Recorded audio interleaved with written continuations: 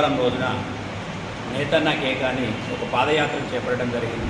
నేతన్నకు ఉపాధి కల్పించలేకపోతున్న ప్రభుత్వానికి మా నిరసన తెలియజేయడానికి సిరిసిల్ల వస్త్ర పరిశ్రమ పూర్తి స్థాయిలో బంద్ చేసి మా నిరసన తెలియజేస్తున్నాం. కాబట్టి ఈ నేతన్న కేక పాదయాత్రలో ప్రతి ఒక్క కార్మికుడు, ఆసామి, యజమాని, దీనిపై ఆధారపడి వివిధ రంగాల్లో ఉపాధి పొందుతున్న కార్మికులు కూడా పూర్తి స్థాయిలో ఈ పాదయాత్రలో పాల్గొని ఈ విజయవంతం చేయవలసిందిగా మన నేతన్నలందరినీ కూడా సన్వయంగా వేడుకొనిచున్నాం.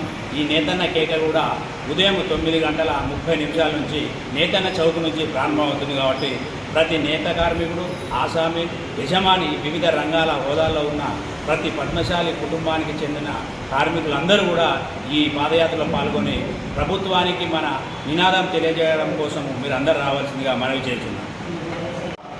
పవర్లూమ్ వస్త్ర పరిశ్రమలో మునుపెన్నడూ లేనంత తీవ్రమైన సంక్షోభం వచ్చింది.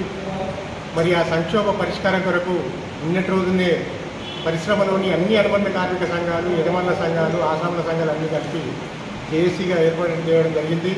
మరి అదే క్రమంలో నిన్నటి రోజు తీర్మానం చేసుకోవడం కూడా జరిగింది.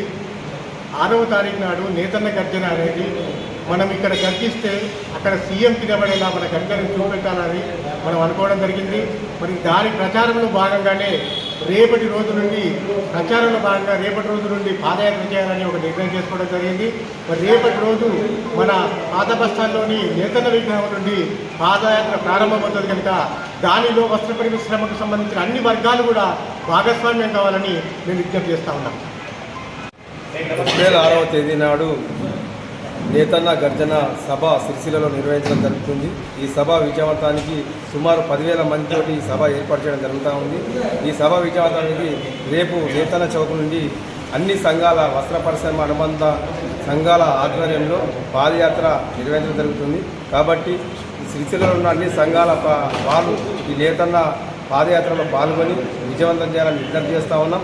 నేతన్న పాదయాత్ర ఏదైతుందో అది నేతన్న చౌక్ నుండి ప్రారంభమవుతుంది. కాబట్టి ఉదయం 9 గంటల వరకే అందరూ రావాలని, అందరూ ఆసాములు, వారిపిన్, వైపాని, కండగిట్టోడు, జాపర్, అట్లాగే యజమానులు, వివిధ సంఘాలు ఏదైతే నేత పరిశ్రమకు అనుబంధంగా ఉన్నట్టు అందరూ ఈ పాదయాత్రలో పాల్గొని 6వ తారీఖు జరిగేటువంటి గర్జనను విజయవంతం చేసే విధంగా మనం అందరూ చేయవలసిన బాధ్యత ఉంది.